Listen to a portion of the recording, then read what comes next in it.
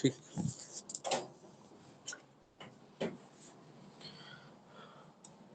Hello hello. तो hello students, आज हम लोग स्टार्ट करने वाले हैं करंट अफेयर्स का नेक्स्ट सेशन, जो क्या है सेशन नंबर 7। ठीक है, हम लोगों ने ऑलरेडी 1 2 3 4 5 एंड 6 सेशन हम लोगों ने अटेंड किए। आज हम लोग जो है करंट अफेयर्स का 7th सेशन अटेंड करने जा रहे हैं। ठीक है, तो चलो स्टार्ट करने से पहले एक बार देख लेते हैं कि पहला टॉपिक कौन सा है। पहला टॉपिक है अपॉइंटमेंट एंड रेजिग्नेशन। ठीक है, तो चलो स्टार्ट करते हैं। Let me change the colour of the pen. चलो चलो, तो पहला न्यूज जो है वो किसके ऊपर है? अपॉइंटमेंट्स एंड रेजिग्नेशन के ऊपर है। ठीक है, appointment and resignation. Appointment and resignation के ऊपर जो है एग्जाम में कम से कम जो है एक मैक्सिमम जो है 2 से 3 क्वेश्चंस आ सकते हैं, यानी कि ये पार्ट जो है ये इंपॉर्टेंट बन जाता है एग्जाम पॉइंट ऑफ व्यू से। ठीक है, सो अपॉइंटमेंट एंड रेजिग्नेशन, इसमें देखो पहला न्यूज किसके ऊपर है? पेयू। पेयू जो है उसने क्या किया है? अनिर्बान मुखर्जी को क्या क्या घोषित कर दिया है? Global CEO. Global CEO. So PayU में इनका जो है प्रमोशन हुआ है अनिर्बान मुखर्जी का। So PayU elevates Anirban Mukherjee as global CEO. ठीक है, तो इनको जो है ग्लोबल सीईओ घोषित किया है। ये पिक्चर जो है ये अनिर्बान मुखर्जी का पिक्चर है। ठीक है, अपॉइंटेड पर्सन कौन बन जाएगा? Anirban Mukherjee, the CEO of PayU India. The CEO of PayU India, नाम याद रखना। पेयू का पेयू में जो अनिर्बान मुखर्जी है उनको जो है प्रमोशन देके ये भी क्या बन गए हैं? ग्लोबल सीईओ बन गए हैं। ठीक है, so appointed as global CEO of PayU. Replace, किसको रिप्लेस किया है? लॉरेंट ले मोल। लॉरेंट ले मोल को जो है यहाँ पे रिप्लेस किया है। ठीक है, सो अपॉइंटेड पर्सन कौन है? अनिर्बान मुखर्जी, जो क्या है सीईओ ऑफ पेयू इंडिया। किस पोजीशन पे वो अपॉइंट हुए हैं? As a global CEO of PayU. And किसको रिप्लेस किया है? लॉरेंट ले मोल। लॉरेंट ले मोल को जो है यहाँ पे रिप्लेस किया है। ठीक है, आ जाते हैं रिसेंटली अपॉइंटेड सीईओ की। हाल ही में कौन कौन से सीईओ जो है अपॉइंट हुए हैं, तो उनमें देखो सबसे पहला आ जाता है एलेक्स क्रिस। एलेक्स क्रिस किसके हैं? PayPal holdings. पेपैल एक जो है वो पेमेंट प्लेटफॉर्म है, पेपैल, तो उसी का पेपैल होल्डिंग्स का जो है रिसेंटली अपॉइंटेड सीईओ कौन बन गया है? Alex Chris. ठीक है, तो एलेक्स क्रिस बन गया है पेपैल का सीईओ। ठीक है, देन किसके सीईओ बन गए हैं? वायाकॉम 18 का डिजिटल बिजनेस का। ठीक है, वायाकॉम 18 डिजिटल बिजनेस का सीईओ बन गया है किरण मानी। ठीक है, किरण मानी। देन पीटर बेन्स। ठीक है, पीटर बेन्स किसके सीईओ बन गए हैं? बायोकॉन लिमिटेड का। बायोकॉन लिमिटेड का। देन पीयूष गोयल। पीयूष गोयल किसके सीईओ बन गए हैं? हालांकि उनका जो सीईओ पद है उसको एक्सटेंशन किया गया है, नेशनल इंटेलिजेंस ग्रिड, जिसे नेट ग्रिड कहा जाता है। मैंने पहले भी कहा था क्या है ये? एक जो है डेटा रिपोजिटरी है, यानी कि एक डेटाबेस है जहां पे हम लोग कंट्री का जितने भी इंटेलिजेंस डिपार्टमेंट्स है ना, उसके जो है डेटा यहाँ पे रखे जाते हैं। ठीक है, सो पीयूष गोयल, जो पीयूष गोयल है, ही is the CEO of Net Grid. Then Amit Agarwal. ये सीईओ है किसके? यूआईडीआई, यानी कि unique identification and development authority of India, जिसके अंडर में हम लोग कौन सा इसके जो ऐप है उसको हम लोग यूज करते हैं? आधार, या फिर कौन सा प्रोडक्ट, रादर ऐप नहीं, कौन सा प्रोडक्ट को हम लोग यूज करते हैं? आधार और ई आधार। आधार और ई आधार को जो है हम लोग यहाँ पे इस्तेमाल करते हैं। ठीक है, आधार एंड ई आधार। ठीक है, नेक्स्ट आकाश त्रिपाठी। आकाश त्रिपाठी ये सीईओ बन इंडिया सेमीकंडक्टर मिशन आईएसएम का एज एन एडिशनल चार्ज। ठीक है, तो ये जो है एज एन एडिशनल चार्ज ये जो है सीईओ बन गए हैं किसका? इंडिया सेमीकंडक्टर मिशन का। कौन बन गए हैं? आकाश त्रिपाठी। तो ये जो नाम है ये थोड़ा सा याद रखना, एग्जाम पॉइंट ऑफ व्यू से ये इंपॉर्टेंट बन जाता है। ठीक है, सो रिसेंटली अपॉइंटेड सीईओज में से एलेक्स क्रिस पेपैल का, किरण मानी किसका, वायाकॉम 18 का डिजिटल बिजनेस का, पीटर बेंस किसका, बायोकॉन लिमिटेड का, पीयूष गोयल किसका, नेटग्रिड का, देन अमित अग्रवाल किसका, यूआईडीआई का, देन आकाश त्रिपाठी किसका, इंडिया सेमीकंडक्टर मिशन का। ठीक है, चलो आगे बढ़ते हैं। देखो नेक्स्ट जो न्यूज है अपॉइंटमेंट एंड रेजिग्नेशन में, वेटरन इंटेलिजेंस ऑफिसर, वेटरन का मतलब क्या है, एक्सपीरियंस्ड। ठीक है, वेटरन का मतलब क्या है, एक्सपीरियंस। ठीक, सो वेटरन इंटेलिजेंस ऑफिसर नाम क्या है, Vivek Johri, to take over as the national security advisor. ये जो है अभी एनएसए बन गए हैं, एनएसए ऑफ मॉरिशस। ठीक है, ये जो है मॉरिशस के एनएसए बन गए हैं। अच्छा ये बताओ इंडिया का एनएसए कौन है, ये बताओ इंडिया का एनएसए कौन है, इंडिया का एनएसए कौन है, who is the NSA of India. India का एनएसए है अजीत डोवाल। ठीक है, इंडिया का एनएसए है अजीत डोवाल। तो ये जो वेटरन इंटेलिजेंस ऑफिसर नाम क्या है, विवेक जौहरी, ये अभी बन गए हैं national security adviser NSA of Mauritius. ये जो है मॉरिशस के एनएसए बन गए हैं। ठीक है, तो अपॉइंटेड पर्सन का नाम क्या है, विवेक जौहरी। अपॉइंटेड एज, कौन सा पोजीशन पे इनको अपॉइंट किया गया है, as a national security adviser. ठीक है, as a national security adviser जो है उनका अपॉइंट किया गया है। कौन से कंट्री के लिए, मॉरिशस, ये याद रखना। ठीक है, नाम जो है विवेक जौहरी है बट ये नेशनल सिक्योरिटी एडवाइजर है कौन से कंट्री के, मॉरिशस। ठीक है, इन्होंने किसको रिप्लेस किया है, कुमारसान लांगो, कुमारसान लांगो को जो है इन्होंने किया है। ठीक है, देन अबाउट मॉरिशस, अगर हम लोग मॉरिशस के बारे में अगर स्टैटिक देख लेते हैं तो मॉरिशस का कैपिटल क्या है, पोर्ट लुइस। ठीक है, मॉरिशस का कैपिटल है पोर्ट लुइस, करेंसी है मॉरिशियन रूपी, करेंसी है मॉरिशियन रूपी। प्रेसिडेंट कौन है, पृथ्वीराज सिंह रूपन, पृथ्वीराज सिंह रूपन जो है इनके प्रेसिडेंट हैं। और इनके पीएम कौन है, प्रविंद जगन्नाथ, प्रविंद जगन्नाथ। ठीक है, मॉरिशस का कैपिटल कहां पे है, पोर्ट लुइस। ठीक है, करेंसी कौन सा है, मॉरिशियन, प्रेसिडेंट कौन है, पृथ्वीराज सिंह रूपन, एंड पीएम कौन है, प्रविंद जगन्नाथ। ठीक है, तो ये नाम जो है थोड़ा सा याद रख लेना क्योंकि इसके ऊपर जो है कभी कभी स्टैटिक के क्वेश्चन पूछ सकते हैं, mainly for SSC and railway exam, bank में भी कभी कभी पूछ सकता है। देन आ जाता है रिसेंट डिफेंस रिलेटेड अपॉइंटमेंट्स। अगर हम लोग बात करें रिसेंट जो डिफेंस रिलेटेड अपॉइंटमेंट्स हैं उनमें किसको जो है यहाँ पे रिक्रूट किया गया है या फिर अपॉइंट किया गया है। ठीक है, so Rahul Naveen appointed as the in charge director. ठीक है, ये जो पोस्ट है इसको थोड़ा सा याद रखना कि कौन से पोस्ट के लिए इनको जो है अपॉइंट किया गया है, एज द इंचार्ज डायरेक्टर किसका, ऑफ ईडी। ठीक है, ऑफ द एनफोर्समेंट डायरेक्टरेट। तो उसमें जो है राहुल नवीन को जो यहाँ पे एज एन इंचार्ज डायरेक्टर यहाँ पे जो है अपॉइंट किया गया है।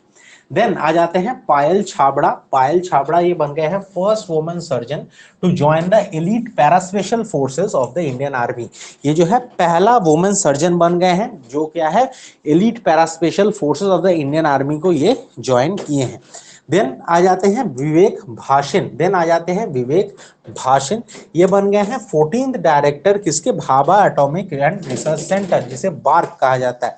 तो ये क्या बन गए हैं, ये 14th डायरेक्टर बन गए हैं किसके, Bhabha atomic and research centre.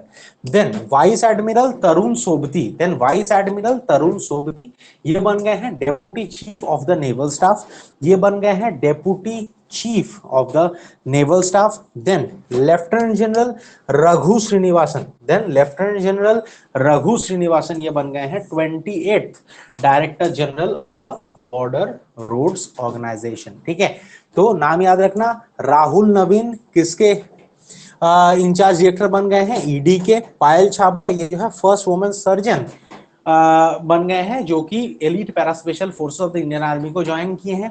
Then विवेक भाषिन ये बन गए हैं 14th director of Bhabha atomic research centre जिसे बार्क कहा जाता है। Then vice admiral Tarun Sobti, vice admiral Tarun Sobti ये बन गए हैं deputy chief of the naval staff. Then lieutenant general Raghu Srinivasan ये बन गए हैं 28th director general DG of the BRO border roads organisation. ये कौन सा मिनिस्ट्री के अंडर में आता है, मिनिस्ट्री ऑफ डिफेंस, ठीक है, मिनिस्ट्री ऑफ डिफेंस। और एक है BAR, BAR जो हम लोगों ने स्कीम के वाले चैप्टर में पढ़ा था, BAR यानी कि बॉर्डर एरिया, नहीं BAD, BAR नहीं BAD,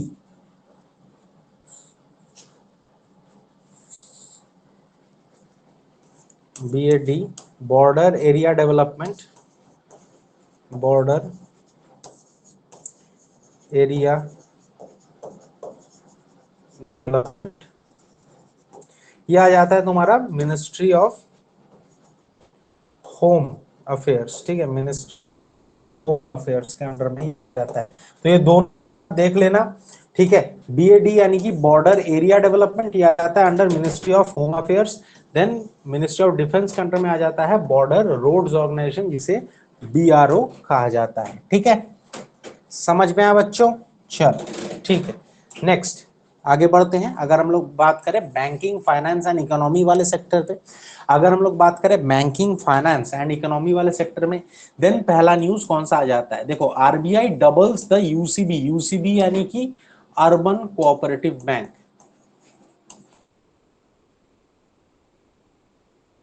कोऑपरेटिव, ठीक है। UCB गोल्ड लोन लिमिट कितना था?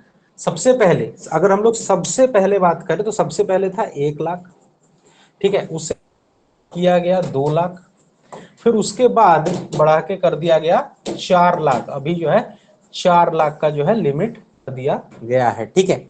अगर बात करें यूसीबी के बारे में, तो यूसीबी के बारे में एक इस साल का शुरुआत में एक के द्वारा ही एक न्यूज था, वो क्या है? यूसीबी को टीयर्स में डिवाइड किया है, 4 टीयर्स में डिवाइड किया है, ठीक है। यूसीबी को जो है 4 टीयर में डिवाइड किया है। सबसे पहला जिसे टीयर 1 कहा जाता है, जिसे टीयर 1 कहा जाता है, इसमें कौन से यूसीबीज रहेंगे? जिसके मान लो जिसके कैपिटल एसेट्स कितने, 100 करोड़, 2 करोड़ से लेके 100 करोड़। देन टीयर 2 में कौन आएंगे? टीयर 2 में आएंगे 100 करोड़ से लेके 1000 करोड़, 100 करोड़ से लेके 1000 करोड़। देन टीयर 3 में कौन आएंगे? 1000 से लेके 10,000, 1000 से लेके 10,000 करोड़, ठीक है। एंड टीयर 4 में कौन से यूसीबीज आएंगे? Greater than equals to, greater than, greater than equals to नहीं होगा, ग्रेटर देन होगा, मतलब 10,000 से ज्यादा, सो ग्रेटर देन 10,000 करोड़, ठीक है। तो यूसीबी को ऑलरेडी जो है 4 टीयर में ऑलरेडी जो है आरबीआई ने डिवाइड कर रखा है। सबसे पहला आता है टीयर 1, जिसमें 2 करोड़ से लेके 100 करोड़, ठीक है। देन टीयर 2 जिसमें आता है 100 करोड़ से लेके 1000 करोड़। देन टीयर 3 1000 करोड़ से लेके 10,000 करोड़। देन टीयर 4 10,000 करोड़ से लेके ग्रेटर देन 10,000 करोड़, ठीक है। तो यही यूसीबी को, यही अर्बन कोऑपरेटिव बैंक का जो गोल्ड लोन लिमिट है, ठीक है, तो वो कितना हो गया है? वो हो गया अभी 4 लाख, पहले 1 लाख था, फिर 2 लाख, एंड अभी जो है ये 4 लाख हो गया है, ठीक है। समझ में आया बच्चों? ये जो डिफरेंट टीयर्स में जो डिवाइड किया गया ना अर्बन कोऑपरेटिव बैंक को, तो इसके ऊपर जो है क्वेश्चंस बनते हैं, एंड अभी भी जो है इसके ऊपर क्वेश्चंस बन सकते हैं। ये जो है एग्जाम पॉइंट ऑफ व्यू से बहुत इंपॉर्टेंट बन जाएगा, ठीक है। सो आरबीआई का ये जो यूसीबी अर्बन कोऑपरेटिव बैंक का जो गोल्ड लोन लिमिट है, इसको और थोड़ा सा डिटेल्स में हम लोग पढ़ते हैं। देखो क्या बोला जा रहा है, reserve Bank of India has doubled the gold loan limit, ठीक है। तो इसके पहले कितना था? 2 लाख था, ठीक है। 2 लाख के पहले कितना था? 1 लाख था, ठीक है। तो याद रखना, तो जो 2 लाख था उसको बढ़ा के कर दिया गया है 4 lakh. So Reserve Bank of India has doubled the gold loan limit under the bullet repayment scheme, under the bullet repayment scheme. अब ये बुलेट रिपेमेंट स्कीम क्या होता है? देखो, बुलेट रिपेमेंट स्कीम में क्या है, देखो अगर हम लोग किसी से अगर लोन लेते हैं तो हम लोगों को क्या चुकाना पड़ेगा? एक तो जो लोन का प्रिंसिपल अमाउंट है, एक तो जो लोन का प्रिंसिपल अमाउंट है वो हम लोग को चुकाना पड़ेगा, प्लस और क्या देना पड़ता है? इंटरेस्ट देना पड़ता है। तो under the bullet repayment scheme, मान लो कोई अगर लोन लेता है, देन वो क्या कर सकता है?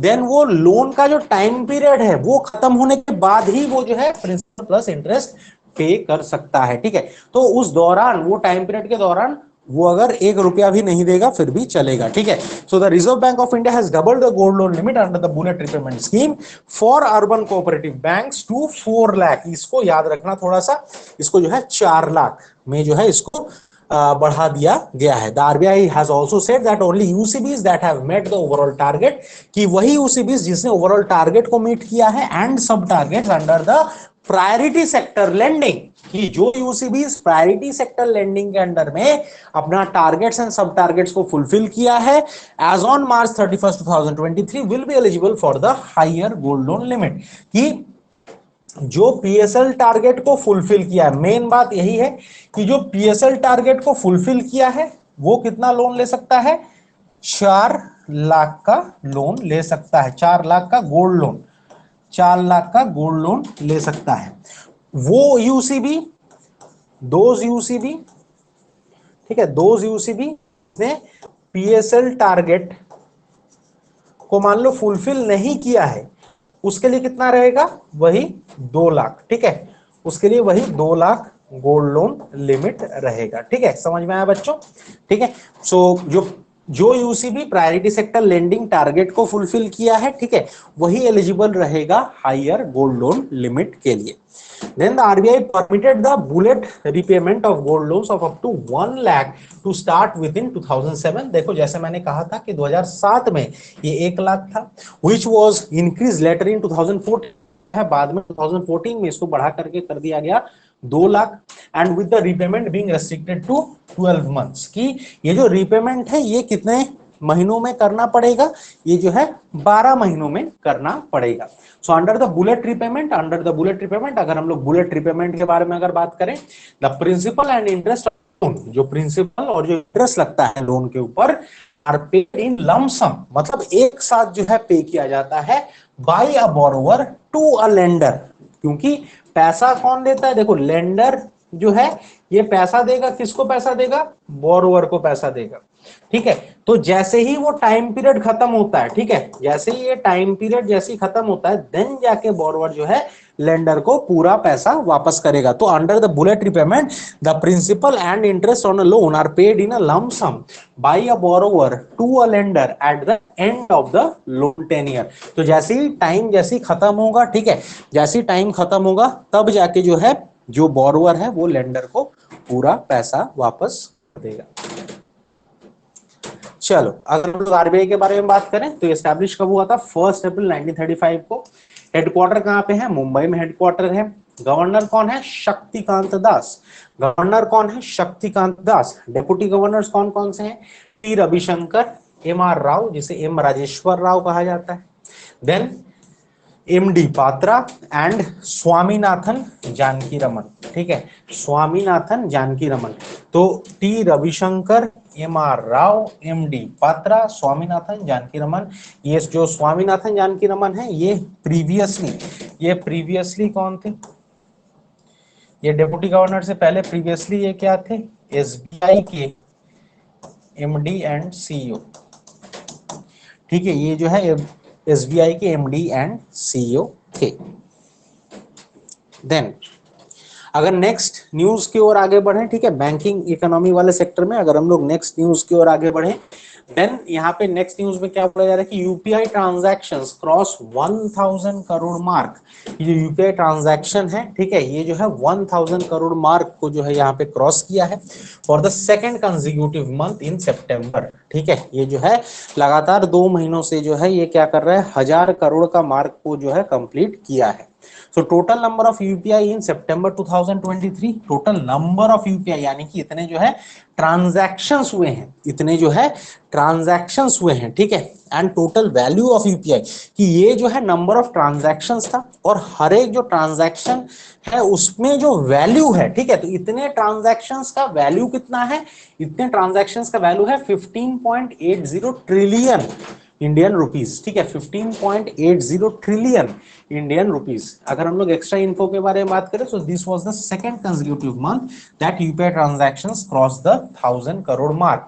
तो ये जो number of transactions and value of transactions दोनों को ही याद करना है, ठीक है। सो नंबर ऑफ ट्रांजैक्शंस कितने हैं, 10.56 billion and value of transaction कितना है, 15.80 15.80 ट्रिलियन, ठीक है। एंड वैल्यू ऑफ ट्रांजैक्शंस कितना है यूपीआई का, 15.80 ट्रिलियन, ठीक है। तो दोनों ही वैल्यू याद रहेगा बच्चों। चलो आगे बढ़ते हैं। देखो यहाँ पे list of month wise transaction list, तो हम लोग का सितंबर का ऑलरेडी था, तो देख लेते हैं अगस्त का कितना है। देखो वॉल्यूम में देखो 10,586, तो इतना जो है, जो 10,000 करोड़ का जो 10,000 का जो यहाँ पे आंकड़ा है, ठीक है, मिलियन का आंकड़ा जो है यहाँ पे पार किया है। वैल्यू अगर हम करोड़ में बात करें तो अगस्त में कितना करोड़ था, 15,70,536.56 करोड़।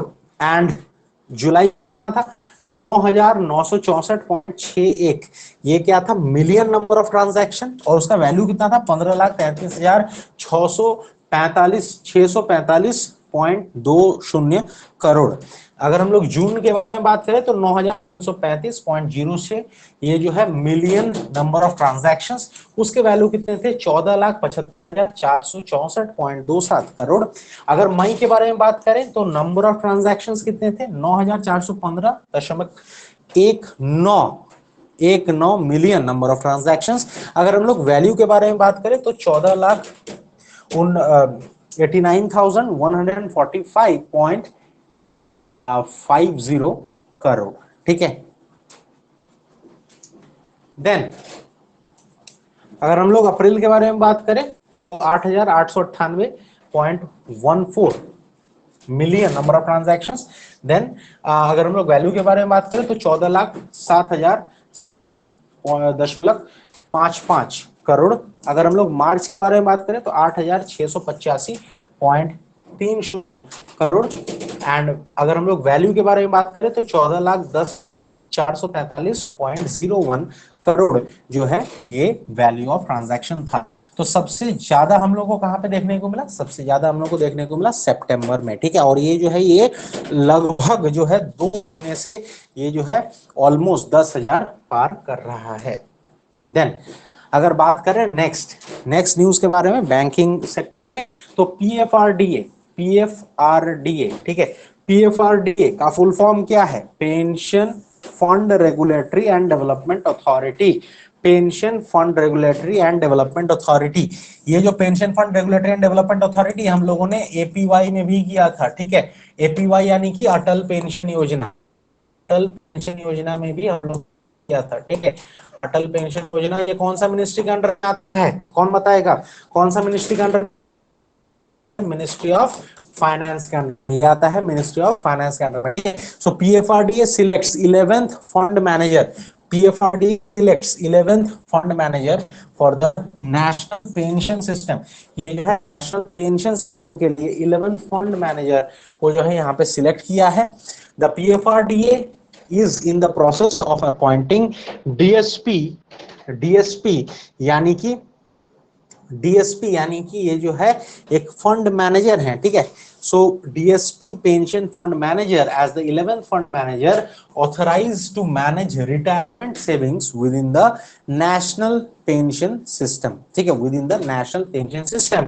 और ये जो नेशनल पेंशन सिस्टम का जो ये जो आर्किटेक्चर है एपीवाई, ठीक है, अटल पेंशन योजना।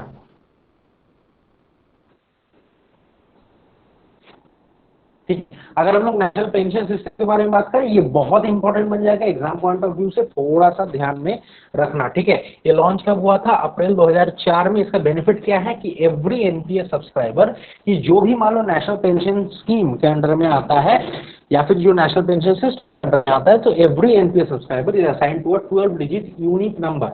हर एक को जो है 12 डिजिट यूनिक नंबर दिया जाता है, known as the permanent retirement account, ठीक है, परमानेंट रिटायरमेंट अकाउंट नंबर, जिसको शॉर्ट फॉर्म में प्राण कहा जाता है, ठीक है। ये लॉन्च हुआ था अप्रैल 2004 में, ठीक है।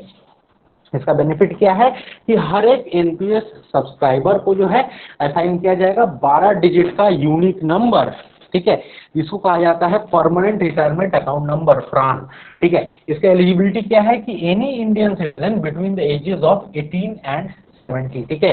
तो हर एक इंडियन सिटीजन अगर वो 18 से 70 साल के बीच में है, देन वो यहाँ पे जो है कंट्रीब्यूट कर सकता है। मिनिमम कंट्रीब्यूशंस के बारे में बात करें, जब तुम अकाउंट ओपन करोगे देन टीयर 1 के लिए, जो टीयर 1 सिटीज में उसकी 500 मिनिमम, एंड टीयर 2 के लिए 1000। मिनिमम कंट्रीब्यूशन अमाउंट जो होता है टीयर 1 के लिए कितना होता है 500, एंड टीयर 2 के लिए कितना होता है 250। मिनिमम एनुअल कंट्रीब्यूशन मतलब साल में मिनिमम कितना तुम्हें जो है कंट्रीब्यूट करना पड़ेगा, तो वो हो जाएगा 6000, वो हो जाएगा 6000, और 2000 हो जाएगा टीयर 2 के लिए। देखो 500 अगर 12 महीने में अगर करे 6000, और 250 अगर 12 करेगा तो हो जाएगा 2000।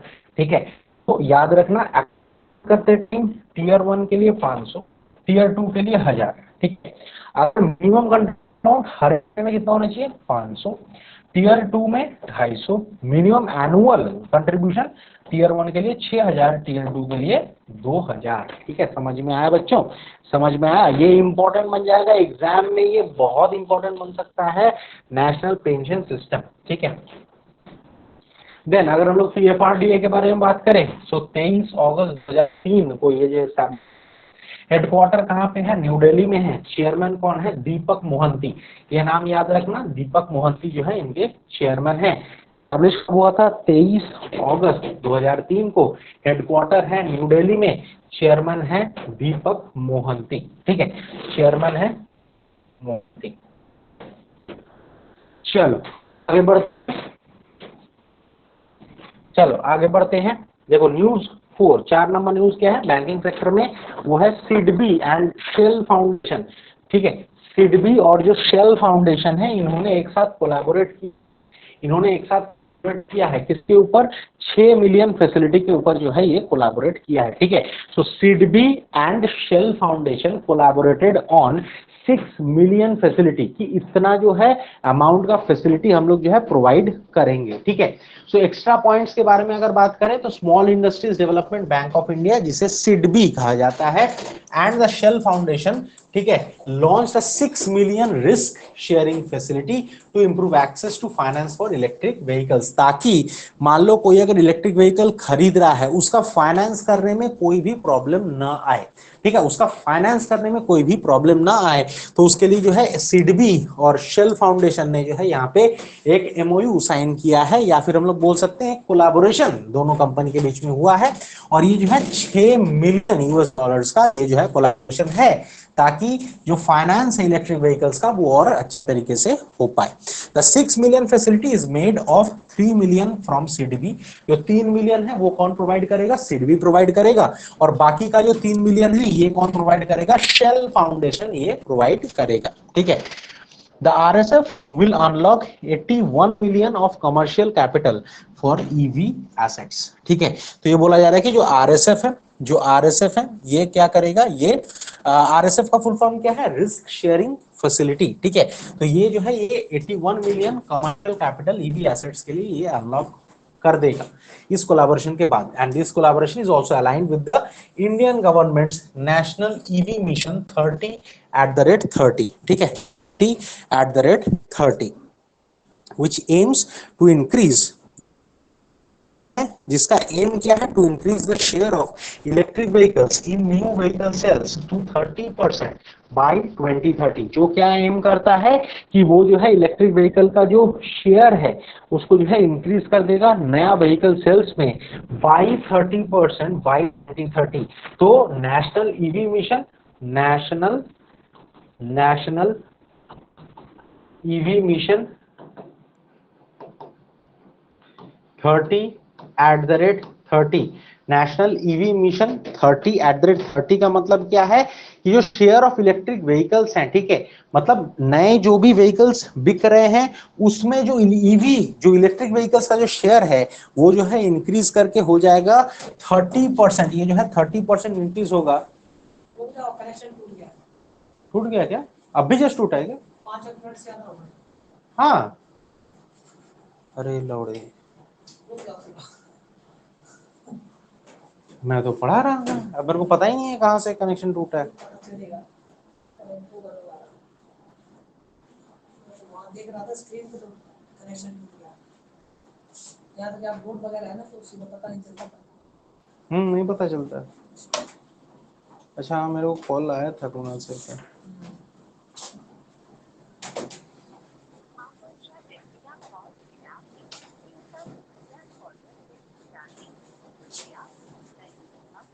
अफ्रीका ने चालाकी कर ली भैया, पहले बैठे गले क्योंकि चेज नहीं कर पाते अफ्रीका वाले। हाँ अच्छा, हाँ सर कहाँ तक हुआ है वही तो मेरे को पता नहीं सर। ठीक, आइए सर आइए।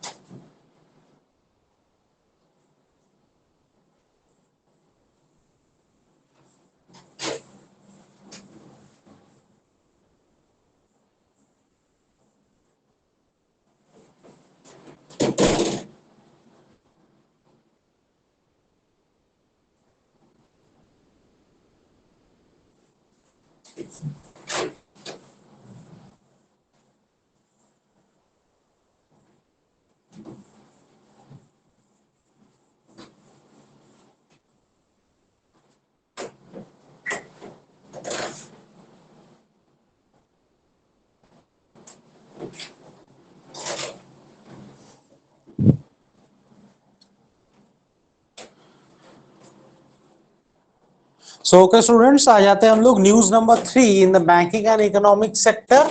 क्या है? पीएफआरडीए। पीएफआरडीए यानी कि the pension fund regulatory and development authority. ठीक है, pension fund regulatory and development authority यानी कि मान लो जो भी पेंशन दिए जाते हैं ना, तो उसको कौन रेगुलेट करता है? वो रेगुलेट करता है पीएफआरडीए।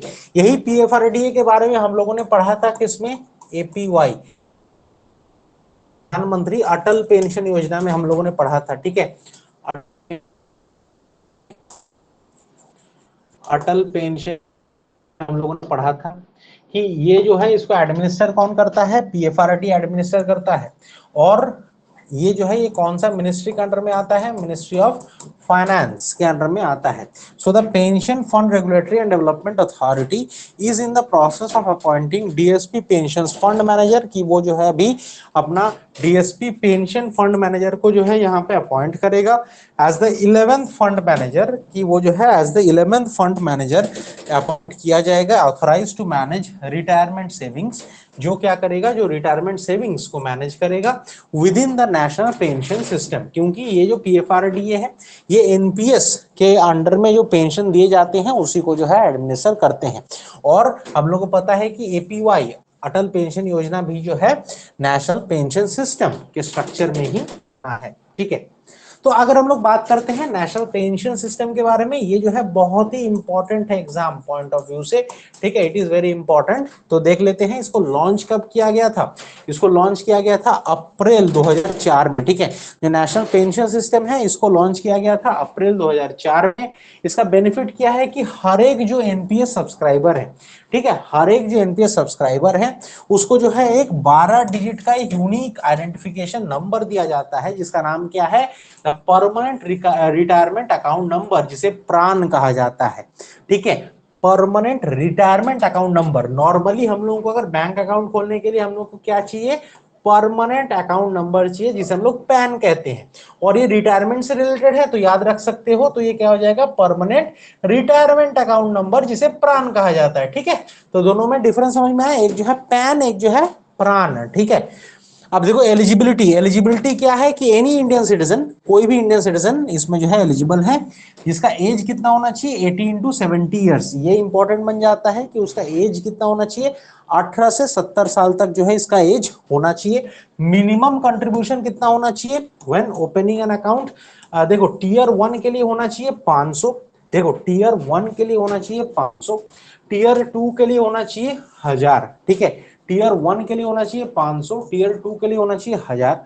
मिनिमम कंट्रीब्यूशन अमाउंट कितना होना चाहिए, टीयर 1 के लिए 500 एंड टीयर 2 के लिए 250, ठीक है। सो जब अकाउंट ओपन कर रहे हो तब टीयर 1 सिटी के लिए कितना होना चाहिए 500 रुपए, बट टीयर 2 सिटी के लिए कितना होना चाहिए 1000 रुपए। ये थोड़ा सा देख लेना कि सिर्फ अकाउंट ओपनिंग टाइम पे ही जो है टीयर 2 में ज्यादा पैसा लगता है, बाकी हर एक में जो है टीयर 2 का कम लगेगा।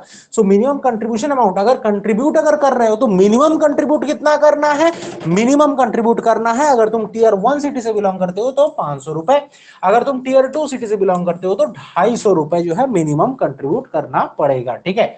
अगर हम लोग बात करें मिनिमम एनुअल कंट्रीब्यूशन, अगर हम लोग बात करें कि एनुअली मिनिमम कितना कंट्रीब्यूट करना पड़ेगा, तो वो अगर तुम टीयर 1 सिटी से बिलोंग करते हो तो 6000 रुपए, अगर तुम टीयर 2 सिटी से बिलोंग करते हो तो 2000 रुपए जो है तुमको कंट्रीब्यूट करना पड़ेगा। तो इसी से पता चल रहा है, देखो अगर 500 रुपए अगर तुमको मंथली करना है टीयर 1 सिटी में तो 500 इंटू 12 हो जाएगा 6000, ठीक है। ये जो है ये टीयर 1 सिटी में, और अगर तुमको यहाँ पे जो पड़ेगा तो 250 इंटू तो हो जाएगा ये 2000 रुपए, हो जाएगा ये 2000 रुपए। तो समझ में आया बच्चों, तो समझ में आया, हर किसी को समझ में आया क्या? चल चल आगे बढ़ते हैं, चलो आगे बढ़ते हैं। अरे सॉरी, यहाँ पे 250 इंटू 12 हो जाएगा तुम्हारा 3000, बट यहाँ पे मिनिमम जो है वो है 2000, ठीक है। मिनिमम जो है यहाँ पे 2000, ठीक है। तो टीयर 1 के लिए 6000 और टीयर 2 के लिए जो है ये मिनिमम 2000 है, 250 इंटू 12 हो जाता है 3000, ठीक है। मिनिमम जो है 2000 हो गया। चल आगे बढ़ते हैं। अगर हम लोग पीएफआरडीए के बारे में बात करें तो एस्टैब्लिश कब हुआ था, 23 अगस्त 2003 को। हेडक्वार्टर कहां पे है, न्यू दिल्ली। चेयरमैन कौन है, दीपक मोहंती। चेयरमैन कौन है, दीपक मोहंती। एस्टैब्लिश हुआ था 23 अगस्त 2003 को। हेडक्वार्टर है न्यू दिल्ली में, ठीक है। चेयरमैन दीपक मोहंती, ये नाम याद रखना कि पीएफआरडीए के चेयरमैन इसका हेडक्वार्टर है। देन आ जाते हैं SIDBI and Shell Foundation collaboration, ठीक है। SIDBI and Shell Foundation collaboration, ठीक है। सिडबी ने जो है शेल फाउंडेशन के साथ कोलैबोरेट किया है, किसके ऊपर, ठीक है, किसके ऊपर किया है कि वो जो है ईवी का फाइनेंस, इलेक्ट्रिक व्हीकल का फाइनेंस के लिए जो है यहाँ पे कोलैबोरेशन किया है। और ये कोलैबोरेशन का अमाउंट कितना है, 6 मिलियन, 6 मिलियन जो है ये कोलैबोरेशन का अमाउंट है, ठीक है। So the Small industries development bank of India, SIDBI, the Small industries development bank of India and the Shell launched a 6 million risk sharing facility.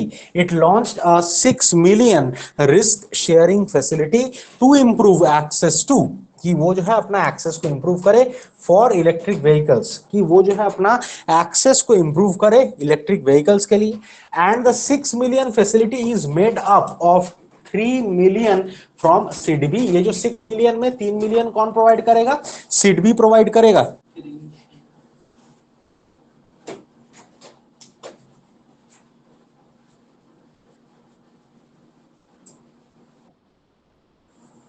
Screen share किया था ना, अच्छा नहीं किया था, अरे वहीं से ये कर दीजिए स्टार्ट, जहाँ से है वहीं से स्टार्ट करो। नहीं नहीं ठीक है सर, मैं कर देता हूँ फिर से।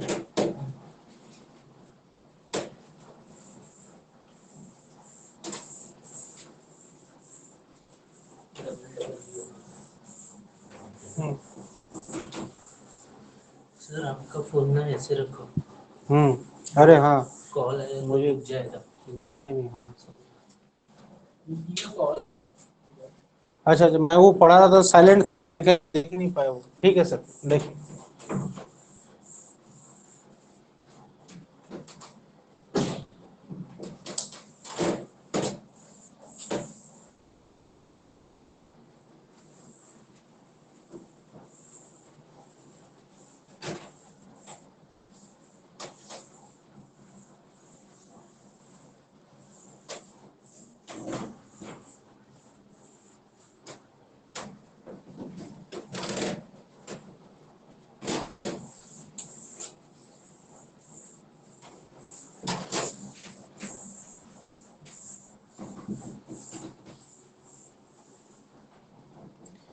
चलो बच्चों स्टार्ट करते हैं कि न्यूज 3 कौन सा है बैंकिंग और इकोनॉमी वाले सेक्टर में। तो न्यूज 3 है पीएफआरडीए को लेके। पीएफआरडीए हम लोगों को पता है pension fund regulatory and development authority. ठीक है, जो पेंशन को जो रेगुलेट करता है, ठीक है, उसे जो है पीएफआरडीए कहा जाता है। ठीक है, so pension fund regulatory and development authority of India, उसे जो है पीएफआरडीए कहा जाता है। कि देखो जितने भी पेंशंस इंडिया में दिए जाते हैं, यानी कि जो रिटायर्ड हो चुके हैं, ठीक है, उन लोगों को जो पेंशन दिए जाते हैं उसको कौन रेगुलेट करता है? पीएफआरडीए।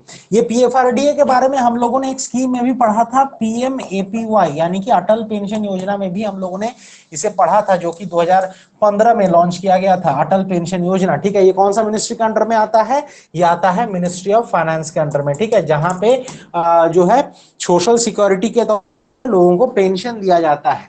ठीक है, अच्छा ये बताओ कि एपीवाई में मिनिमम एज क्राइटेरिया कितना होना चाहिए? 18 से लेके 40 साल तक। ठीक है, सो देखो जो pension fund regulatory and development authority है, वो जो है अभी अपना डीएसपी पेंशन फंड मैनेजर को जो है अभी अपॉइंट करने वाला है, और ये बन जाएगा 11 नंबर फंड मैनेजर। ये बन जाएगा 11 नंबर फंड मैनेजर, जो क्या है authorise to manage retirement savings, जो क्या है authorise to manage the retirement savings within the national pension system। जो क्या है, ये जो पेंशन सिस्टम जो दिए जाते, तो इसको जो है मैनेज करेगा अंडर नेशनल पेंशन सिस्टम। ठीक है, अगर हम लोग बात करें नेशनल पेंशन सिस्टम के बारे में, ठीक है, तो ये कब लॉन्च हुआ था? ये अप्रैल 2004 में लॉन्च हुआ था। ये नेशनल पेंशन सिस्टम इंपॉर्टेंट बन जाता है एग्जाम पॉइंट ऑफ व्यू से, थोड़ा सा ध्यान से सुनना। ये लॉन्च हुआ था अप्रैल 2004 में। ठीक है, इसका बेनिफिट क्या है कि देखो हर एक जो एनपीएस सब्सक्राइबर है, तो उसको जो है 12 डिजिट का यूनिक नंबर दिया जाएगा, जिसका नाम क्या है? परमानेंट रिटायरमेंट अकाउंट नंबर, प्राण। देखो हम लोग को बैंक अकाउंट ओपन कर नंबर जिसको लोग पैन कहते हैं, और यहां पे रिटायरमेंट से रिलेटेड है, तो यहां पे क्या लगेगा? PRAN। ठीक है, परमानेंट रिटायरमेंट अकाउंट नंबर, ये जो है दिया जाता है हर एक एनपीएस सब्सक्राइबर को। एलिजिबिलिटी क्या है कि हर एक इंडियन सिटीजन जिसका एज क्या है 18 से लेके 70, जिसका एज क्या है 18 से लेके 70, वो जो है एलिजिबल है। ठीक है, under this national pension system. ठीक है, सो मिनिमम कंट्रीब्यूशन कितना है? टीयर 1 के लिए 500 और टीयर 2 के लिए 1000। मिनिमम कंट्रीब्यूशन अमाउंट कितना है? टीयर 1 के लिए 500, कि टीयर 1 में मिनिमम मंथली कितना जो है कंट्रीब्यूट करना पड़ेगा? 500, और टीयर 2 के लिए 250। अगर मिनिमम एनुअल कंट्रीब्यूशन सालाना कितना करना पड़ेगा? टीयर 1 सिटीज के लोगों के लिए 6000, और टीयर 2 सिटीज के लिए 2000 जो है सालाना यहाँ पे कंट्रीब्यूट करना पड़ेगा। चलो आगे बढ़ते हैं। अगर हम लोग पीएफआरडीए के बारे में अगर हम लोग देखें, तो ये एस्टैब्लिश हुआ था 23 अगस्त 2003 को। 23 अगस्त 2003 को। हेडक्वार्टर कहां पे है? न्यू दिल्ली में इसका हेडक्वार्टर है, और इसका चेयरमैन कौन है? दीपक मोहंती। ठीक है, इसका चेयरमैन कौन है? दीपक मोहंती जो है इसका चेयरमैन है। ध्यान से याद रखना। ठीक है, एस्टैब्लिश कब हुआ? 23 अगस्त 2003 को। 23 अगस्त 2003 को। हेडक्वार्टर कहां पे है? न्यू दिल्ली में इसका हेडक्वार्टर है। चेयरमैन कौन है? दीपक मोहंती। दीपक मोहंती जो है इसके चेयरमैन है। चलो आगे बढ़ते हैं नेक्स्ट न्यूज की तरफ। सिडबी और शेल फाउंडेशन। ठीक है, सिडबी का फुल फॉर्म क्या है? Small industries development bank of India, and Shell foundation, इन दोनों ने जो है कोलैबोरेट किया है। क्यों कोलैबोरेट किया है?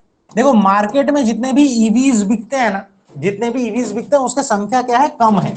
और इंडिया का जो है ये टारगेट है कि मिशन बाय 30 ये जो है इंडिया का टारगेट है। इसका मतलब क्या है कि मान लो जितने भी व्हीकल्स हैं उसमें इलेक्ट्रिक व्हीकल का शेयर बाई 30% अप टू 2030 तक जो है 30% से जो है ये बढ़ जाए। और यही ईवी व्हीकल खरीदने के लिए क्या है, फाइनेंस अगर प्रोवाइड करेगा, यही ईवी व्हीकल खरीदने के लिए जो फाइनेंस प्रोवाइड करेगा, तो उसी के लिए कोलैबोरेशन किया है सिडबी और सेल फाउंडेशन ने। और ये कोलैबोरेशन हुआ है 6 मिलियन यूएस डॉलर्स का। ये कोलैबोरेशन हुआ है 6 मिलियन यूएस डॉलर्स का। So the Small industries development bank of India and Shell Foundation launched a 6 million risk sharing facility to improve access to finance for electric vehicles, to improve access to finance for electric vehicles. ठीक है, और ये जो 6 million जो facility है ये किससे बना है, is made up of 3 million from SIDBI. ये जो है सिडबी से 3 मिलियन कंट्रीब्यूट किया जाएगा, और 3 मिलियन कौन कंट्रीब्यूट करेगा, शेल फाउंडेशन। ठीक है, तो इसमें जो है 50% 50-50, इसमें जो है हम लोगों को 50-50 कंट्रीब्यूशन देखने को मिल रहा है, या फिर जिसे हम लोग 1:1 कंट्रीब्यूशन हम लोग कह सकते हैं, किसकी तरफ से देखने को मिलेगा, सिडबी एंड शेल फाउंडेशन की तरफ से।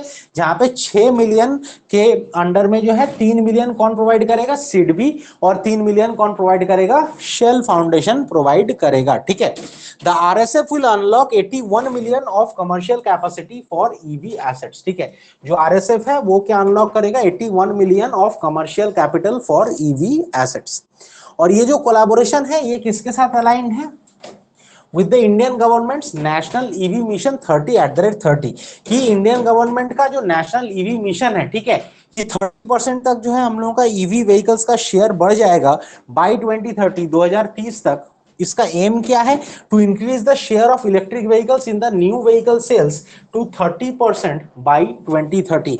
जिसका एम क्या है कि वो जो है शेयर ऑफ ईवी का जो है बढ़ा दे in the new vehicles to 30% by 2030। तो ये जो है ये क्या है, ये इंफॉर्मेशन है, ध्यान में रखना कि सिडबी और शेल फाउंडेशन का ये जो है कोलैबोरेशन है 6 मिलियन यूएस का जो है ये कोलैबोरेशन है। ठीक है, ये जो है ये 6 मिलियन यूएस डॉलर्स का कोलैबोरेशन है। ठीक है, और इसमें जो है जो 6 million US dollar 3 million provide करेगा सिडबी, और 3 मिलियन कौन प्रोवाइड करेगा, शेल फाउंडेशन। ठीक है, और ये जो है किसके साथ अलाइंड है, इंडिया गवर्नमेंट का नेशनल ईवी मिशन 30@। चलो नेक्स्ट न्यूज की ओर, नेक्स्ट न्यूज। अच्छा, यहाँ पे सिडबी के बारे में स्टैटिक इंफॉर्मेशन यहाँ पे दिया गया है। देखो सिडबी एस्टैब्लिश कब हुआ था, 1990 में। हेडक्वार्टर कहाँ पे है, लखनऊ। ये इंपॉर्टेंट बन जाता है, इसका हेडक्वार्टर कहां पे है।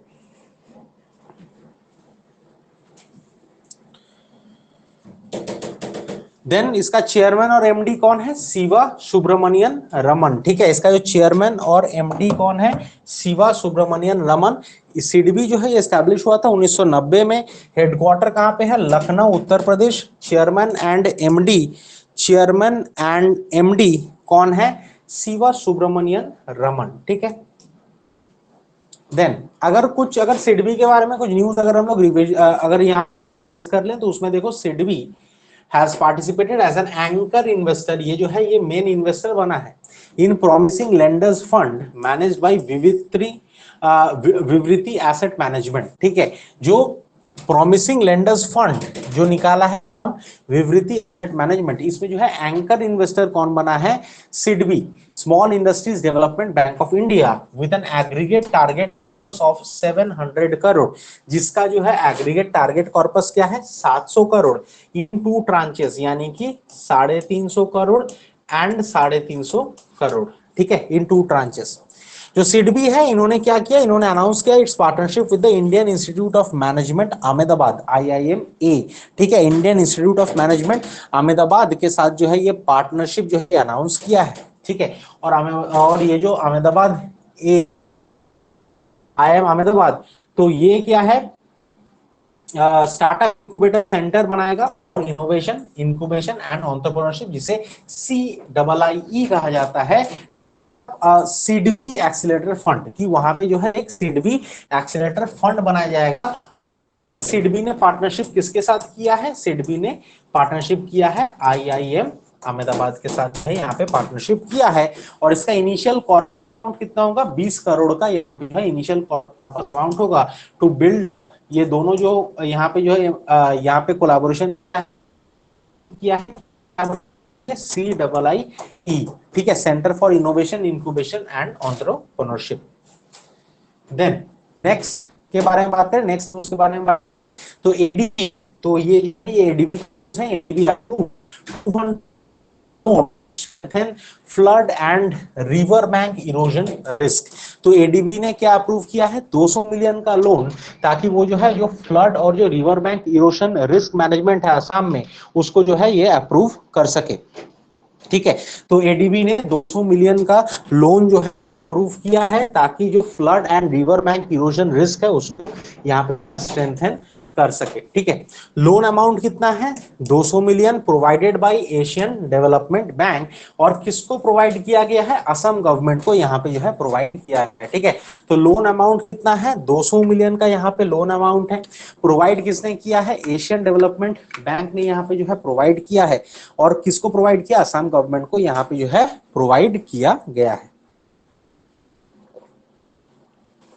यहाँ पे देखो, ये जो यहाँ पे जो लोन अप्रूवल हुआ है, इसका मेन ऑब्जेक्टिव क्या है, देखो मेन ऑब्जेक्टिव यही है कि जो फ्लड और जो रिवर बैंक इरोजन है उसको क्या है और स्ट्रेंथन करना। So to strengthen the flood and river bank erosion risk management along the 650 kilometres long main stem, जो 650 किलोमीटर जो रिवर बैंक्स हैं, ठीक है, ब्रह्मपुत्र रिवर का, मान लो यहाँ पे, मान लो ये ब्रह्मपुत्र रिवर है, ये मान लो ये ब्रह्मपुत्र रिवर है, और ये मान लो इसके बैंक, ठीक है, बैंक में यहाँ पे क्या है, मान लो बने हुए हैं, पेड़ बने हुए हैं, ठीक है, तो यहाँ पे ये जो रिवर बैंक है ये क्या धीरे धीरे इरोड होता है ना, ये धीरे धीरे टूट टूट के ये जो है ये ब्रह्मपुत्र रिवर में मान लो आ रहा है। तो इसी चीज को जो है और स्ट्रेंथन अगर यहाँ पे अगर क्या है पूरा, अगर सीमेंट से अगर इसको अगर हम लोग अगर स्ट्रेंथन कर दे बना के, क्या होगा, ये इरोजन कम हो जाएगा, इरोजन कम हो जाएगा। तो यही जो 650 किलोमीटर का लॉन्ग जो मेन स्टेम जो है of the Brahmaputra river in Assam, तो इसके साइड में जो है इसको स्ट्रेंथन करने के लिए 200 मिलियन का लोन दिया है कौन, एशियन डेवलपमेंट, ठीक है, एशियन डेवलपमेंट बैंक। अगर एशियन डेवलपमेंट बैंक की बात करें, 1966 को हेडक्वार्टर कहाँ पे, मनीला फिलीपींस में हेडक्वार्टर है। मेंबर्स कितने स्टेट मेंबर्स हैं, इनके चीफ इकोनॉमिस्ट कौन है, और मेन इंपॉर्टेंट है इनके प्रेसिडेंट है मत्सुको असाकावा, जो है इनके प्रेसिडेंट हैं। ठीक है, next, recent grants by Asian development bank, जो ग्रांट्स जो मिले हैं एशियन डेवलपमेंट बैंक द्वारा। ठीक है, अब एशियन डेवलपमेंट बैंक प्रोवाइड किया है Birla institute of technology and science BITS Hyderabad, जो Birla institute of technology and science है बिट्स हैदराबाद, उसको जो है यहाँ पे ग्रांट दिया है। देन बॉम्बे एंड अमाउंट कितना, 2 करोड़। क्या है, to develop test and implement passenger project public transport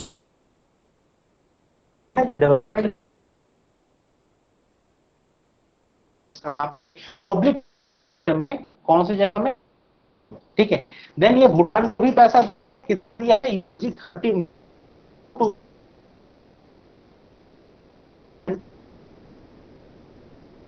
30 skills and employability of its youth, का जो स्किल्स है और जो एम्प्लॉयबिलिटी यूथ का जो है इम्प्रूव करने के लिए। देन कहाँ पे ग्रांट दिया गया है, एशिया पैसिफिक रीजन में भी जो है यहाँ पे ग्रांट दिया गया है। कितने का ग्रांट दिया गया है, 100 बिलियन, 100 बिलियन का जो है यहाँ पे ग्रांट दिया गया है। उसके साथ साथ to tackle significant Asian challenges notably climate change, की जो एशियन जो चैलेंजेस हैं जिसे क्लाइमेट चेंज, जैसे सबसे बड़ा चैलेंज क्या है, क्लाइमेट चेंज, तो उसी को टैकल करने जो है यहाँ पे 100 बिलियन यूएस डॉलर प्रोवाइड किया गया है, किसके द्वारा, एशियन डेवलपमेंट बैंक द्वारा। देन आगे बढ़ते हैं, एमओयूज एग्रीमेंट्स के बारे में अगर हम लोग बात करें, अगर हम लोग एमओयूज एंड एग्रीमेंट्स के बारे में अगर बात करें, तो उत्तराखंड गवर्नमेंट ने एक एमओयू साइन किया है, उत्तराखंड गवर्नमेंट ने एक एमओयू साइन किया है विद केबल कंपनी, वो जो है केबल एक एमओयू साइन किया है। ठीक है, केबल कार यानी कि वही रोपवे, ठीक है, so signed between Uttarakhand and French cable car company Poma ropeway, ठीक है, पोमा एग्रीमेंट अमाउंट कितने का ये एग्रीमेंट साइन हुआ है, 2000 का जो है ये एग्रीमेंट साइन हुआ है। Objective for state under the Uttarakhand global investor summit in London, ठीक है। ऑब्जेक्टिव क्या है, for investment in the state, ताकि यहाँ पे जो है स्टेट में इन्वेस्टमेंट है under the Uttarakhand global investor summit यहाँ पे लंदन में जो इसके बारे में अगर हम लोग बात करें तो air India house facility Delhi कि यहाँ पे जो है मेगा वेयरहाउस फैसिलिटी हमको मिलेगा कि एयर इंडिया के तरफ से, और इसको जो है कमीशन किया गया है, ठीक है। सो देखो एयर इंडिया है commission a mega warehouse facility in Delhi, Delhi में जो है एक मेगा वेयरहाउस फैसिलिटी को जो यहाँ पे कमीशन किया गया है, यानी कि शुरुआत इसका across 50,000 area, 54,000 square feet area के अराउंड जो है स्प्रेड हुआ है and located near terminal 3 at Delhi airport cargo complex, जो कहाँ पे लोकेटेड है, टर्मिनल 3 के पास जो है ये लोकेटेड है at Delhi airport cargo complex. और ये जो फैसिलिटी है कैन स्टोर ओवर, और ये जो फैसिलिटी है ये जो है 10 लाख इंजीनियरिंग स्पेयर्स को जो है यहाँ पे स्टोर कर सकता है। This facility can store over engineering spares for aircraft maintenance which will improve the turnaround time of flights operating out of this। तो इससे क्या है कि मान लो जो प्लेन्स आ रहे हैं फिर निकल रहे हैं, ठीक है, तो इससे क्या है टाइम गैप लगता है, तो ये टाइम गैप जो है ये कम होगा after this warehouse. The warehouse integrate 16 smaller facilities, में जो है 16 फैसिलिटीज भी इसमें जो है इंक्लूडेड है scattered across single centralised location. तो इसमें क्या है कि देखो जो 16 जो स्मॉलर फैसिलिटी तो क्या है इंटीग्रेट करेगा, उसको एक साथ जो है जोड़ देगा, उसको एक साथ जो है इंटीग्रेट करेगा, ठीक है। तो ये सेंट्रलाइज्ड, ठीक है, ये बन जाएगा आफ्टर बिल्ड और कमीशन कर रहा है एयर इंडिया जो है इसको कर रहा है। अगर हम लोग एयर इंडिया के बारे में तो एस्टैब्लिश हुआ था 53 में, न्यू दिल्ली में, सीईओ कौन है, विल्सन, सीईओ है कैम्पबेल विल्सन, ठीक है। अगर हम लोग थोड़ा बहुत रिवीजन कर लें, ठीक है, तो director general of civil aviation, जिसे डीजीसीए कहा जाता है, has given a conditional approval to Air India simulator, ताकि वो जो है पायलट जो है सिमुलेटर, सिमुलेटर मतलब क्या है कि वही गेम टाइप का, ठीक है, कि डायरेक्ट प्लेन में बैठ के वो प्लेन उड़ाना नहीं सीखेंगे, वो सिमुलेटर ही जो है वो प्लेन उड़ा सकते हैं, ठीक है। Direct civil aviation has given a conditional approval to Air India for simulator training of pilot at the airlines facilities in Hyderabad and Mumbai. उसके साथ साथ Air India launch project Abhinandan, Air India जो है प्रोजेक्ट अभिनंदन को भी जो लॉन्च किया to improve the on ground experience passengers, ताकि पैसेंजर्स ग्राउंड एक्सपीरियंस जो है वो और इम्प्रूव हो at 16 major airport in India, 16 major airport में जो है जो ऑन ग्राउंड एक्सपीरियंस है वो और इम्प्रूव हो, ठीक। उसी के लिए एयर इंडिया ने क्या लॉन्च किया है, प्रोजेक्ट अभिनंदन जो है यहाँ पे लॉन्च किया है, ठीक है। देन देखो पीएम जनौषधि केंद्रास, जो पीएम जो जनौषधि केंद्रास है like stores for animal medicine on the carts, कि इसमें जो है भी एनिमल मेडिसिन भी हम लोगों को देखने को मिलेगा। So following the remarkable success of the प्रधानमंत्री जनौषधि केंद्र, कि नॉर्मली जो है प्रधानमंत्री जनौषधि केंद्र के बाद सोर्सेज हैं उन्होंने ये रिवील किया है कि जो सेंटर है वो क्या है, वो एक्टिवली काम कर रहा है किसके ऊपर, टू एस्टैब्लिश अ पशुधन औषधि केंद्र, कि ये जो है PAK पशुधन औषधि केंद्र के ऊपर जो है काम कर रहा है, यानी कि यहाँ पे एनिमल मेडिसिन भी हम लोगों को देखने को मिलेगा। So this centres will provide affordable veterinary medicine, यानी कि एनिमल्स के लिए, and health care services to pet owners, और यहाँ पे जो है अफोर्डेबल हेल्थ केयर सर्विसेज भी हम लोगों को देखने को मिलेगा। तो फर्स्ट जो PAK है वो कब ओपन होने वाला है, 2024 में, कहाँ पे, न्यू दिल्ली में जो है ये हम लोगों को देखने को मिलेगा। और जो गवर्नमेंट है ये प्लान कर रहा है कि 100 PAK ओपन हो जाए बाई 2025 और 1000 PAK ओपन हो जाए बाई 2030, ठीक है, इंडिया में। चलो अगर हम लोग बात करें प्रधानमंत्री औषधि परियोजना के बारे में, लॉन्च हुआ था 2015 में लॉन्च हुआ था, इम्प्लीमेंट कौन किया था, bureau of pharma public sector undertakings of India. Objective क्या है, to make available quality medicine, ताकि क्वालिटी मेडिसिन यहाँ पे जो हो जाए, ठीक है, consumables and surgical items at an affordable prices for all, ताकि ये जो है कम प्राइसेस में ही जो है सबको मिल जाए। टारगेट कितना है? The government has set a target to increase the number of Pradhan Mantri Bharatiya जनौषधि केंद्र की।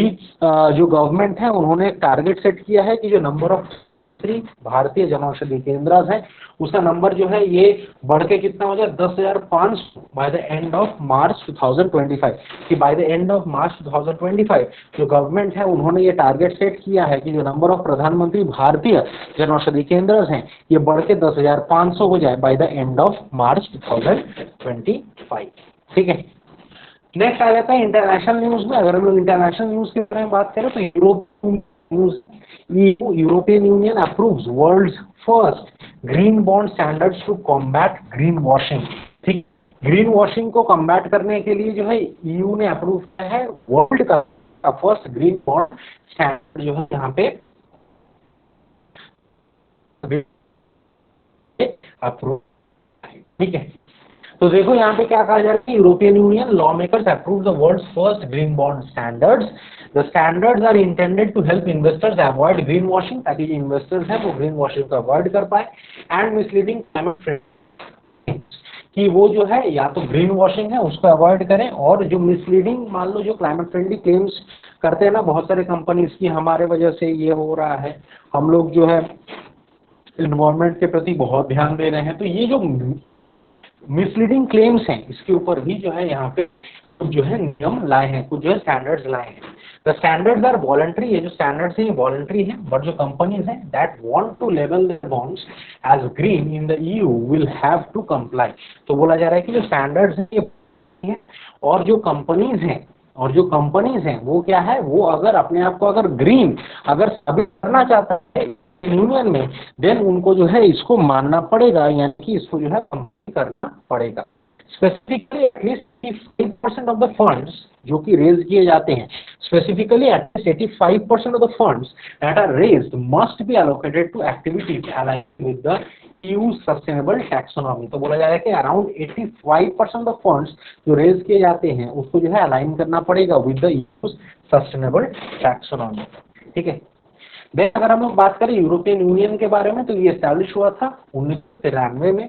हेडक्वार्टर है ब्रसल्स बेल्जियम। हेडक्वार्टर कहाँ पे है? Brussels Belgium. ठीक है, प्रेसिडेंट ऑफ द कमीशन, इसके प्रेसिडेंट कौन है? उर्सुला वॉन डर लियन। इसके प्रेसिडेंट है उर्सुला वॉन डर लियन। ये हम लोगों ने पढ़ा था जब लोगों ने किया लोगों ने पढ़ा था उर्सुला वॉन डर लियन। प्रेसिडेंट कौन है? And president of the European council, European council का प्रेसिडेंट कौन है? चार्ल्स मिशेल जो है इसके प्रेसिडेंट हैं। ठीक है, स्पोर्ट्स न्यूज के बारे में बात करें तो देखो Indian contingent finishes with record 107 medals. ये इंडियन कंटिंजेंट है, इसने जो है 107 मेडल लाया है। इंडिया के पास 107 मेडल आए किसने? एशियन गेम्स में। So the Indian contingent finish the 2023 Asian games in Hangzhou China. Important बन जाता है, कहाँ पे हुआ है? हैंगझू चाइना में। द रिकॉर्ड ऑफ 107 मेडल्स, ये जो है इंपॉर्टेंट बन जाता है एग्जाम पॉइंट ऑफ व्यू से। इसमें कितने गोल्ड हैं? 28 गोल्ड हैं, ये मार्क कर। ठीक है, 28 गोल्ड हैं, 38 सिल्वर एंड 41 ब्रोंज हैं। ये 7 मेडल हैं। ठीक है, वर इंडिया बेस्ट एवर हॉल की एशियन गेम्स में ये जो है सबसे अच्छा आंकड़ा है इंडिया का। Is a single edition of the quadrennial event. Quadrennial event का मतलब क्या है? जो कि 4 साल में एक बार होता है। ठीक है, 4 इयर्स में एक बार होता है। देयर प्रीवियस बेस्ट 70 मेडल्स, इसके पहले जो है 2018 में जो जकार्ता में हुआ था। ठीक है, जकार्ता इंडोनेशिया जहाँ पे हुआ था, तो वहाँ पे जो है 70 मेडल मिले थे। Then India rank 4th in the medal tally. Overall Asian games में 4 नंबर पे जो है इंडिया आया है। The 19th edition of the Asian Games concluded on October. इस साल का जो एशियन गेम्स है एडिशन कितना था? 19 की इम्पोर्टेंट है पॉइंट ऑफ व्यू से। So the Asian Games concluded on अक्टूबर, ये खत्म कब हुआ? अक्टूबर 8 को with a closing ceremony. And this is the only the second medals in sports की एनी अदर स्पोर्ट्स में सेकंड टाइम है कि जहां पे इंडिया को जो है 100 मेडल से ज्यादा मिला है। Olympic, Commonwealth and Asian games, ये तीनों में है, ये जो है सेकंड टाइम। ठीक है, इंडिया का फर्स्ट एवर मेडल, इसके इंडिया को 100 मेडल, ठीक है, वो 2010 कॉमनवेल्थ गेम्स जो दिल्ली में हुआ था उस समय मिला था, बट 101 मेडल्स। और इस बार जो है एशियन गेम्स में मिला है 107 मेडल मिला है, with 14 medal winners Haryana the highest number of medalists in individual events of the 2023 Asian games. अगर हम लोग स्टेट वाइज देखें तो सबसे ज्यादा जो है मेडल्स कहां से हमें देखने को मिला, हरियाणा से हमें देखने को मिला। वाइल 7 मेडल विनर्स, हालांकि जो 7 मेडल्स हैं उत्तर प्रदेश से है, 6 जो है तेलंगाना से है, 4 है केरला, महाराष्ट्र, मध्य प्रदेश से हमें देखने को मिला। एंड टोटल मिला 100 कितना गोल्ड मिला 28, एडिशन था 19 नंबर एडिशन था। चलो आगे बढ़ते, list of the top 5 countries in the Asian medal tally की जो टॉप 5 कंट्रीज हैं वो कौन कौन से रहे। देखो नंबर है चाइना, उनको गोल्ड मिला है 2, ब्रोंज 71, टोटल मेडल मिला है 383। सेकंड में आता है जापान, गोल्ड मिला है 52, 67, ब्रोंज 69, टोटल हो गया है 188। थर्ड पोजीशन में आता है south Korea, gold, silver 50, bronze जो है 89, टोटल जो है 190। देन फोर्थ में आता है इंडिया, गोल्ड जो है 28, सिल्वर जो है 38, ब्रोंज जो है 41, टोटल कितना है। फिफ्थ में आता है उज्बेकिस्तान, इसमें गोल्ड मिला है 22, सिल्वर मिला है 18 एंड ब्रोंज मिला है 31, टोटल हो जाता है 70। ठीक है 71। अगर हम लोग एशियन गेम्स के बारे में बात करें, इसमें होस्ट सिटी कौन सा था, कौन सा सिटी इसको होस्ट किया था। ठीक है, it is third Chinese city after Beijing 1990। इसके पहले चाइना में हो चुका है 1990 में बीजिंग में, गुआंगझू में हुआ है 2010 में, इस बार जो हुआ है गुआंगझू में हुआ है। ठीक है, सबसे तक का था 23 सितंबर से लेकर 8 अक्टूबर का था। स्टार्ट किया, इसको ओपन किसने किया सेरेमनी को, शी जिनपिंग ने, क्लोज बाय रणधीर सिंह। ठीक है, टॉर्च कौन था, मोटो क्या था इसका, heart to heart at the rate future. Heart to heart at the rate future events 481 events थे अमाउंट 40 स्पोर्ट्स। ठीक है, एम्ब्लेम क्या था, surging Tide, mascot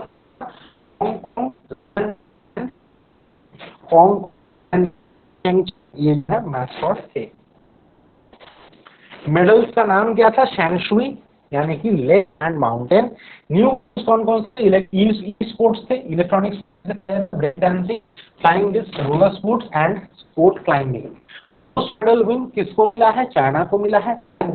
for Indian opening ceremony flag bearer थे captain Harmanpreet Singh and Indian boxer Lovlina Borgohain, ये जो है ये फ्लैग बियरर थे। Then flag bearer for India closing ceremony में कौन थे, Indian hockey team goalkeeper T R. Sreejesh. Then India का टोटल मेडल्स कितने थे 107 और इंडिया का रैंक कितना था, चौथा रैंक में इंडिया ने खत्म किया इसे। देन डेविड वार्नर जो है ये फास्टेस्ट बैट्समैन बन गया है जिसने वर्ल्ड कप में 1000 रन करवाए। ठीक है, ये हम लोग से बहुत ऑस्ट्रेलिया के प्लेयर। देखो David Warner in the two score 1000 runs in the in 9 innings, he surpassed Tendulkar and who both 20 innings। ठीक है, तो ये जो है 19 innings में तो पास आउट कर दिया है। Milestone during the 2000 ICC world cup between India and Australia, India और ऑस्ट्रेलिया के बीच में मैच था, उसी में जो है इसको क्रॉस किया at the M A Chidambaram stadium Chennai में। ठीक है, जो M A Chidambaram stadium Chennai में, जिसे हम लोग चेपॉक स्टेडियम के नाम से भी जानते हैं, चेपॉक स्टेडियम के नाम से भी जानते हैं, वहीं पे ये हमें देखने को मिला। ठीक है, रिसेंट के बारे में अगर बात करें, अश्विन ने क्या बना है, first Indian bowler to dismiss father and son. Then Stuart Broad second fast bowler to take 600 wickets in test cricket. Virat Kohli बन गया fifth highest run scorer in international cricket. उसके साथ विराट कोहली अभी जो है कल ही बना है क्या, 50th सेंचुरी बना है, किसमें, ओडीआई वनडे इंटरनेशनल में बनाया है। और इसी से जो है हाईएस्ट इंडिविजुअल बन गया है, highest individual to most centuries in ODI, ये जो है नंबर 1 में आ गया है। ठीक है, ओडीआई में सबसे ज्यादा सेंचुरी किसका हो गया है अभी, विराट कोहली का हो गया 50वां, ठीक है। देन वर्स्टापेन, मैक्स वर्स्टापेन, इन्होंने क्या जीता है कतार में, ठीक है। Max Verstappen wins in Qatar as Hamilton and Russell collide, ठीक है। जो कतार का जो ग्रैंड प्रिक्स हुआ था उसमें कौन जीता है, मैक्स वर्स्टापेन ने जीता है, ठीक है। Max Verstappen won the Qatar Grand Prix, his 14th victory of the season and 49th overall, ठीक है। 14th victory of the season and 49th overall ये जो है जीता है। He started on pole position and led from start to finish, finishing 4.8 seconds ahead of McLaren's Oscar Piastri। तो first position पे कौन आ गया है, मैक्स वर्स्टापेन आ गए हैं। अब देखो रिसेंटली जो ग्रैंड प्रिक्स हुई ना, इसके ऊपर क्वेश्चन, ग्रैंड प्रिक्स कौन जीता है, मैक्स वर्स्टापेन, स्पॉन्सर है रेड बुल, ब्रिटिश जीता है मैक्स वर्स्टापेन, स्पॉन्सर है red bull, Hungarian max Verstappen, red bull, Belgian max Verstappen, red bull, Dutch max Verstappen, red bull, Italian grand prix max Verstappen, red bull. सिर्फ Singapore जो है वो Carlos Sainz ने जीता है, फरारी के हैं, एंड जापानीज ग्रैंड प्रिक्स ये जो है फिर से मैक्स वर्स्टापेन, रेड बुल, और कतार वाला अभी हम लोगों ने देखा मैक्स वर्स्टापेन ने जीता है जो कि रेड बुल से है।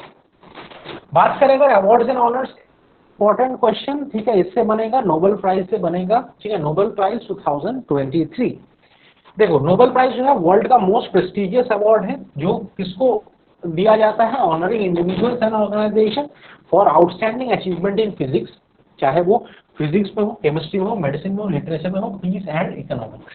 तो ये जो है ये 6 कैटेगरीज हैं, ठीक है, 6 कैटेगरीज हैं, याद रखना 6 कैटेगरीज हैं। ये 6 कैटेगरीज में दिए जाते हैं, जहां पे पीस जो है एक ऑर्गेनाइजेशन को भी दिया जाता है, पीस जो है एक ऑर्गेनाइजेशन को दिया जाता है, या फिर इंडिविजुअल को भी मिल सकता है, ऑर्गेनाइजेशन को भी मिल सकता है, बट और बाकी में मैक्सिमम कितने लोगों को मिल सकता है, 3 लोगों को मिल सकता है, ठीक है। The Nobel prize amount for 2023, इस साल का जो नोबेल प्राइज का जो अमाउंट था वो कितना था, अगर हम लोग स्वीडिश क्रोनर के हिसाब से देखें तो 11.0 मिलियन पर फुल नोबेल प्राइज, ठीक है, इतना जो है मिला है।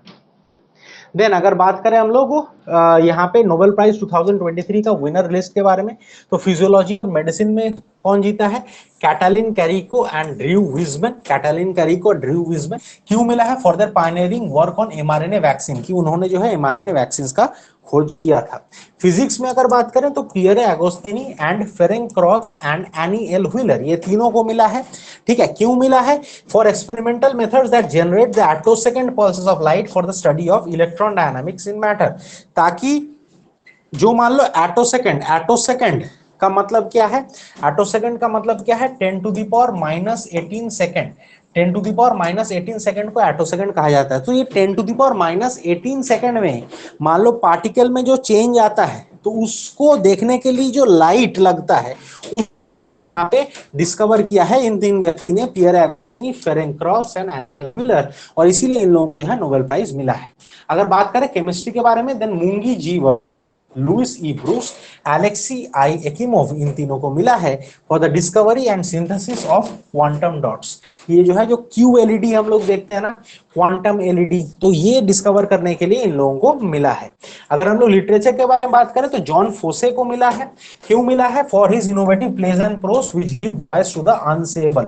मान लो समाज के कुछ ऐसे लोग हैं जो लोग बाहर में कुछ बोल नहीं पाते उतना, ठीक है, जिन लोगों का लोग नहीं सुनते हैं, तो उन लोगों के लिए कुछ जो है इनोवेटिव प्लेज एंड प्रोज लिखा, उसी के लिए इनको मिला है Nobel prize in literature.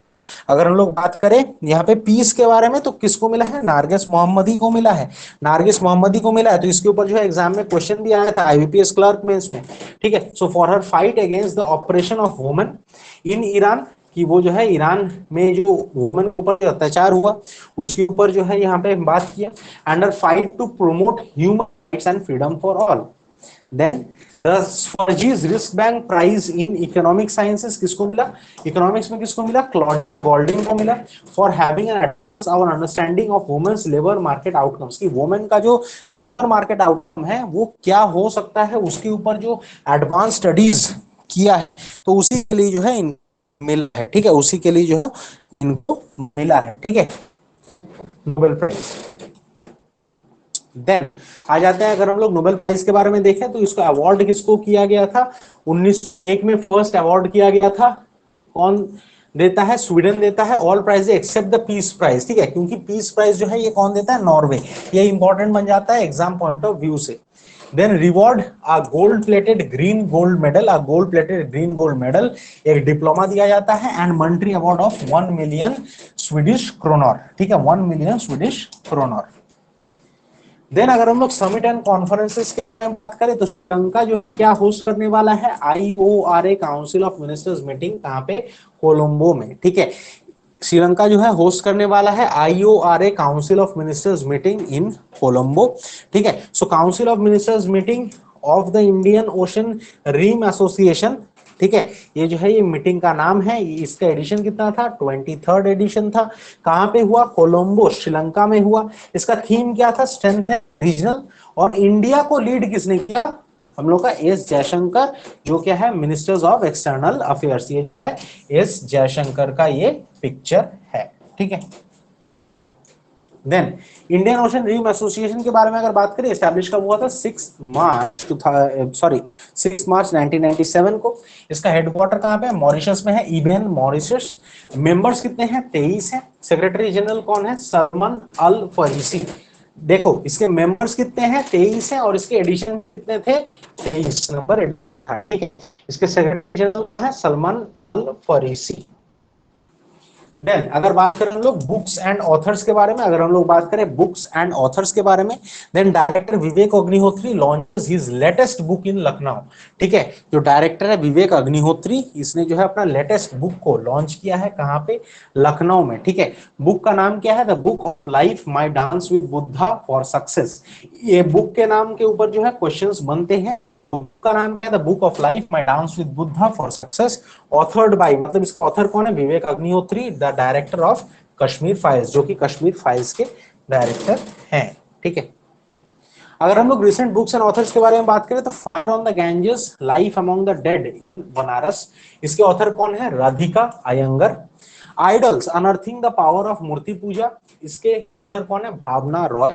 The autobiography of God, इसके कौन है, इसके कौन है author, Leena Kumar. Peoples G20, इसके कौन है author, ministry of information and broadcasting, Apoorva Chandra. Global edition of the book introduction to corporate finance, ठीक है, 6th edition campus in Hong Kong and Dubai, इसके कौन है author, first year lecturer at UOW। अगर बात करें इंपॉर्टेंट डेज के बारे में, then India to mark 10th October as the good manufacturing practice day. ये इंपॉर्टेंट बन जाता है कि इंडिया जो है 10 अक्टूबर को क्या किस लिए मार्क करना चाहता है, as the good manufacturing practice day.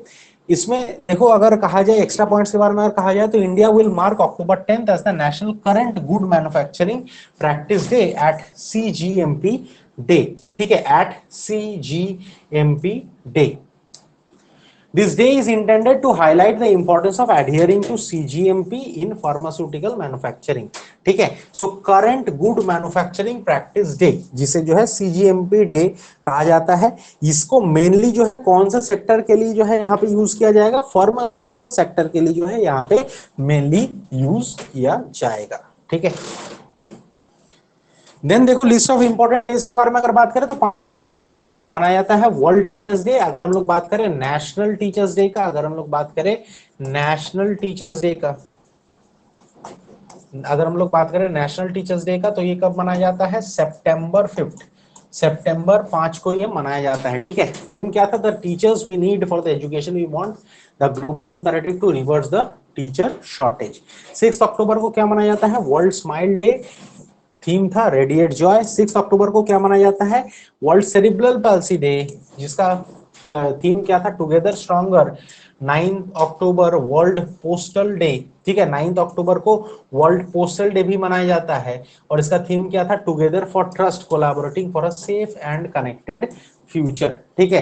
तो पहले का क्या था थीम, टुगेदर स्ट्रॉन्गर। 9 अक्टूबर का जो वर्ल्ड पोस्टल डे होता है उसका थीम था together for trust collaborating for a safe and connected future. Then अगर हम लोग स्टेट एंड यूटी न्यूज के बारे में अगर हम लोग बात करें, अगर हम लोग स्टेट एंड यूटी न्यूज के बारे में अगर बात करें तो Yogi Adityanath declared Gangetic dolphin as the state aquatic animal of UP. तो देखो यहाँ पे योगी आदित्यनाथ है और यहाँ पे डॉल्फिन भाई साहब हैं, ठीक है। So Yogi Adityanath declared Gangetic dolphin as state aquatic animal of UP। UP का स्टेट एक्वाटिक एनिमल बन गया है डॉल्फिन, ठीक है। सो chief minister of Uttar Pradesh Yogi Adityanath has declared the Ganges river dolphin, जिसका साइंटिफिक नेम क्या है, प्लाटानिस्टा गैंजेटिका, as the state aquatic animal and Gangetic dolphins in the Ganga, ये जो गंगा में पाया जाता है, यमुना में पाया जाता है, चंबल नदी में पाया जाता है, घाघरा नदी में पाया जाता है, राप्ती नदी में पाया जाता है, गेरुआ नदी में पाया जाता है यूपी में, ठीक है। तो इसको जो है योगी आदित्यनाथ ने डिक्लेयर किया है एज द गैंजेटिक डॉल्फिन को डिक्लेयर किया as the aquatic state aquatic animal UP का, ठीक है। अगर बात करें उत्तर प्रदेश के बारे में तो कैपिटल है लखनऊ, सीएम है योगी आदित्यनाथ, गवर्नर है आनंदीबेन। नेशनल पार्क है गोवा नेशनल पार्क, ये हमें देखने को मिलता है कहां पे, प्रदेश में, ठीक है। तो आज के लिए इतना ही बच्चों, चलो नेक्स्ट मिलते हैं नेक्स्ट क्लास में, तब तक के लिए बाय बाय, थैंक यू।